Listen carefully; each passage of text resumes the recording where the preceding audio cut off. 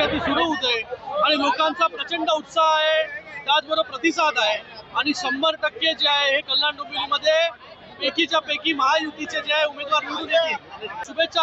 Election चालू आहे तर गाठीभेटी तर घ्यायलाच लागतील, बाहेर निघायला लागेल. प्रश्न केलाय की म्हणजे जे त्यांचे उमेदवार आहेत त्यांना विचारणा केली की तुमच्यावर कोणते दबाव आहेत का? कसला दबाव? आता मला वाटतं उमेदवारांना विचारलं पाहिजे का माघार घेतली करून. कार्यकर्त्याच्या मागे जे आहे नेत्यांनी उभं राहायला लागतं. तेव्हा जो कार्यकर्ता जो आहे हा पूर्णपणे ताकदीने इलेक्शन मध्ये उभा राहतो. यांचे नेतेच बाहेर कधी पडत नाही तर उमेदवार कसे काय राहतील?